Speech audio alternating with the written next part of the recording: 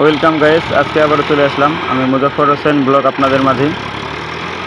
এই ধান নিতে চলে আসলাম। অনেক কাদা এবং কি পানি না থাকার কারণে অনেক জায়গা স্লিপ করতেছে।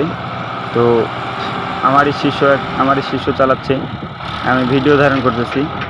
তো আশা করি অবশ্যই ভিডিওটি ভালো লাগবে এবং কি এরকম কাদামাটিতে কীভাবে গাড়ি চালাতে হয় আপনিও অতি সহজেই পারবেন সম্পূর্ণ ভিডিওটা দেখলেই।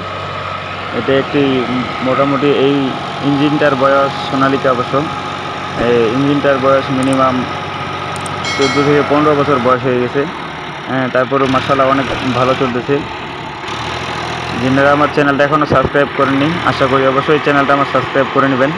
যিনারা সাবস্ক্রাইব করছেন তাদেরকে অসংখ্য ধন্যবাদ। তো দেখতে থাকুন সম্পূর্ণ ভিডিওটা। আমরা এই ধান আনতে আসছি এই মৌসুমে, বর্ষার মৌসুমে আসলে এই মাঠে গাড়ি চালাতে খুব একটা তাপ ব্যাপার, খুব কষ্টকর একটা বিষয়।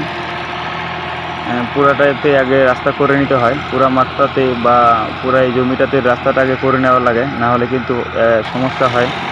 রাস্তাটা করে নিলে কোনো প্রকার সমস্যা হয় না, এই জন্য আগে রাস্তাটা করে নিতে হয়। তো আগাবাছা একটু সামনে পিছনে করেই রাস্তাটা করতে হয় এবং কি প্রত্যেকটা টায়ারের প্রত্যেকটা বিটের যে গ্যাপগুলো আছে, গ্যাপগুলো প্রত্যেকটাতে কিন্তু মাটি, এই মাটি থাকার কারণে একটু সমস্যা হয়। যে ভরপুর পানি থাকলে কিন্তু এমন সমস্যা হয় না অবশ্য, ভরপুর পানি থাকার লাগে। এই ভরপুর পানি না থাকার কারণে এই অবস্থা, অনেক সমস্যা হচ্ছে আগাবাছা করতে, সামনে পিছনে করতে। তো আমার এই চ্যানেলে নিয়মিত আপডেট বিষয়ে ভিডিও আপলোড দেওয়া হয়, ট্রাক্টর এবং কি ট্রাক্টর ফাল ফিটিংস, পাওয়ার টিলার এই সম্পর্কে। এবং কি আমি একজন কৃষক, তার পাশাপাশি একজন ড্রাইভার। আমি একজন ড্রাইভার। কৃষিকাজ সম্পর্কে আমি এই ভিডিও ধারণ করে থাকি এবং কি আমার এই চ্যানেলে ভিডিও আপলোড দিয়ে থাকি। তো দেখতে থাকুন সম্পূর্ণ ভিডিওটা, আশা করি অবশ্যই ভালো লাগবে। চাকা অনেক স্লিপ করতেছে, তো সমস্যা হয় না, একটু সময় লাগে, তেলটা খরচা বেশি হয়, সময় অপচয় হয়। তারপরেও রেটটা বেশির কারণে সেদিক দিয়ে আবার পোষায় যায়, পড়তে হয়, এতে সমস্যা হয় না। আমার সাইডে অন্যান্য বারের তুলনায় এবার বর্ষা কম বা পানি কম থাকার কারণে, বর্ষা কম হওয়ার কারণে এই চাকাগুলো স্লিপ করতেছে, না হলে কিন্তু ঠিক এমনটা স্লিপ করে না, অতি তাড়াতাড়ি হয়ে যায় কাজ।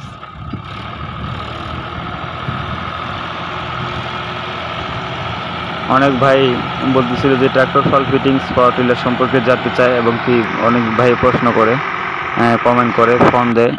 তো মূলত কথা হচ্ছে, আমার তো নিজস্ব কোনো ল্যাব নেই বা ওয়ার্কশপ নেই।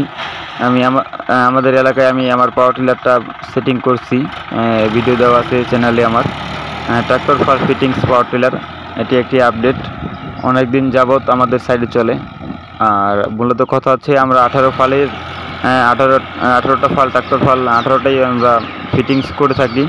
কারণ এটাই যে আমরা কলার মাঠে চাষ করি, কলার মাঠে যে গ্যাপ বেশি না থাকার কারণে এই জন্য 18 ফালটাই আমরা চালাই। 24 ফাল, 26 ফাল বা 28 ফাল বা 30 ফাল এগুলো চালাই না, কারণ কলার মাঠে চাষ করতে অসুবিধা হয়। তো তারপরে যদি আপনার পরামর্শ লাগে এবং কি আপনি বানাতে চান, তাহলে অবশ্যই অন্য ভিডিওতে আমার নাম্বার দেওয়া আছে, সংগ্রহ করে নিয়ে ফোন দিতে পারেন, সমস্যা নেই। তো ধন্যবাদ, দেখে রাখুন সম্পূর্ণ ভিডিওটা, আশা করি অবশ্যই ভালো লাগবে। ধন্যবাদ, দেখা হবে আবার কোনো এক নতুন ভিডিওতে।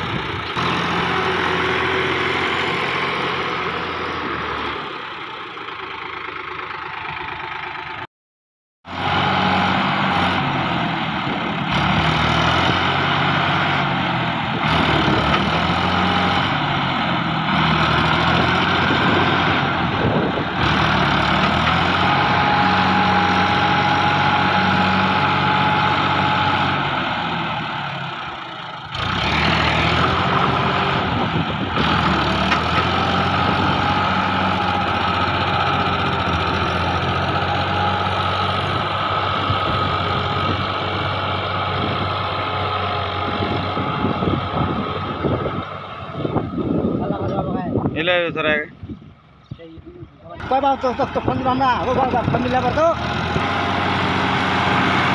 बात करो मामला बात करो